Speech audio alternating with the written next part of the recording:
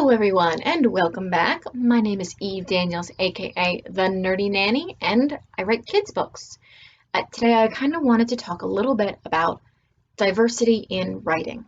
So this is something I actually started thinking about when I posted my last video on allyship, and I talked a little bit about some of the passive systems that actively prevent content created by people of color from growing and reaching new audiences.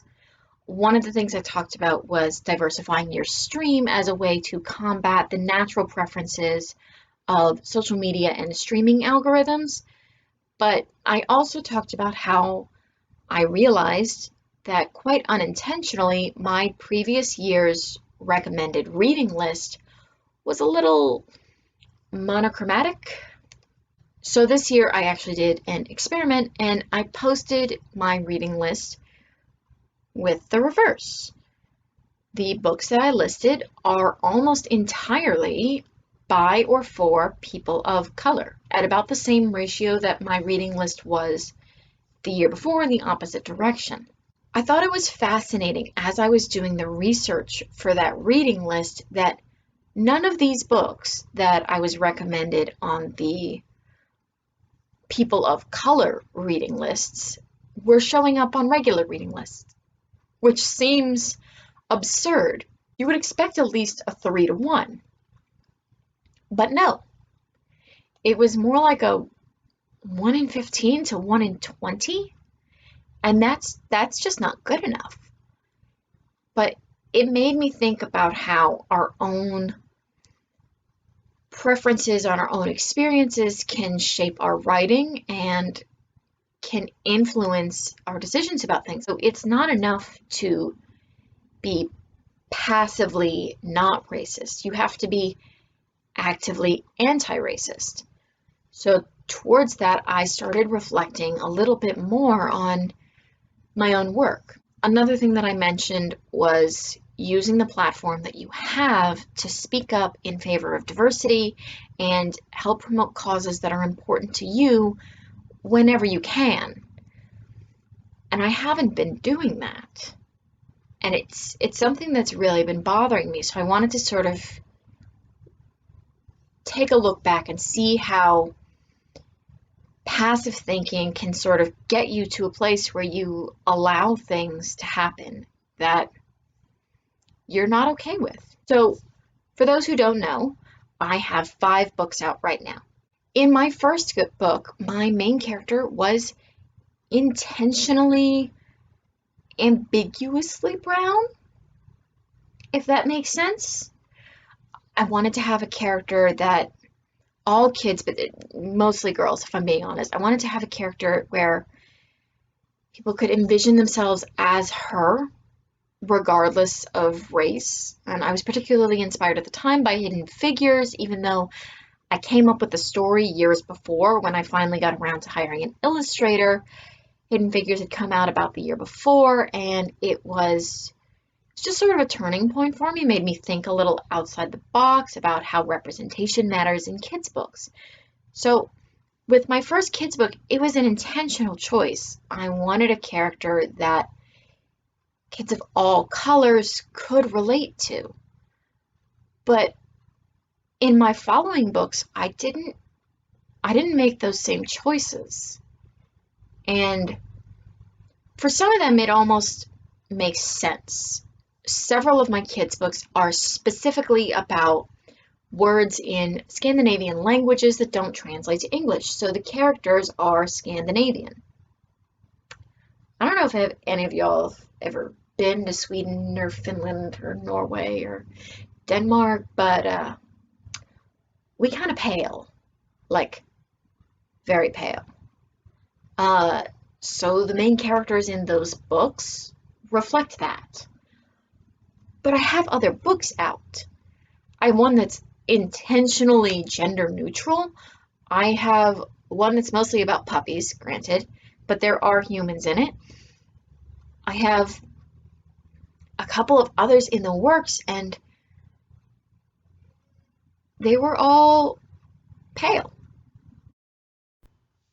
I don't want to be the author with the monochromatic cast. I don't want that to be what my books are.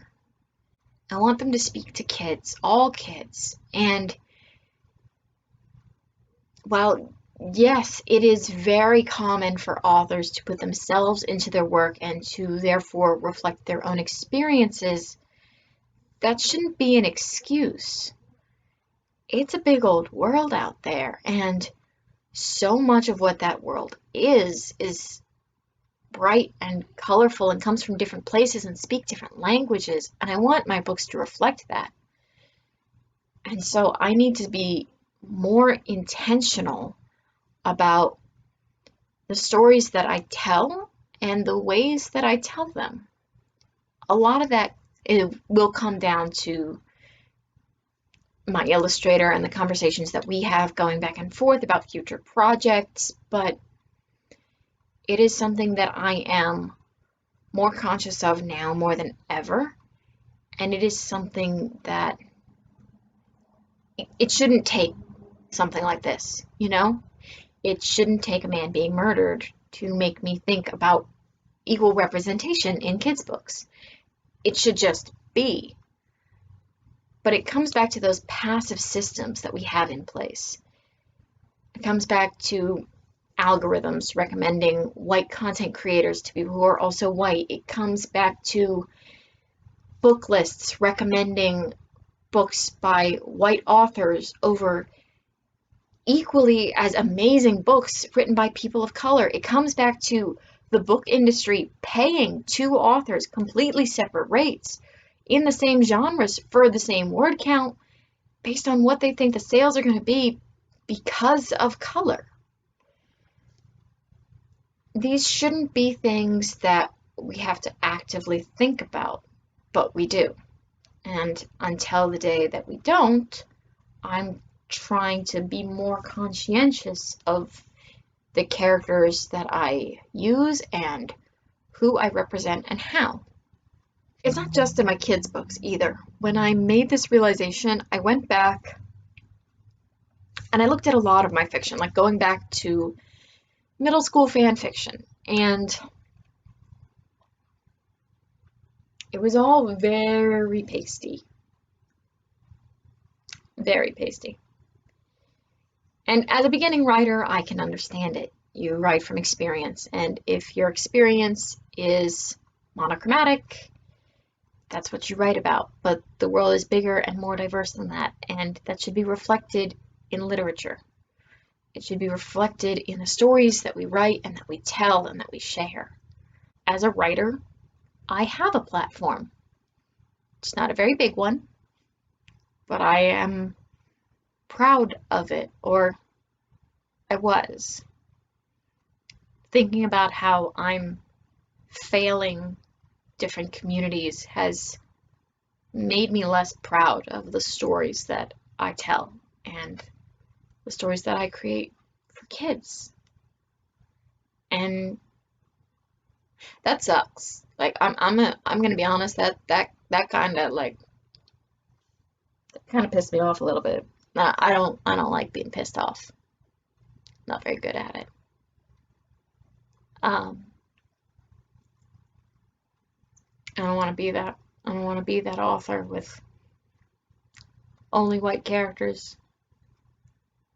And then it goes to review, and they're like, "Oh, we should put some brown person in the background." It's like, what? No. So I screwed up, and I know about it, and I'm gonna try to do better. We all need to do better. So.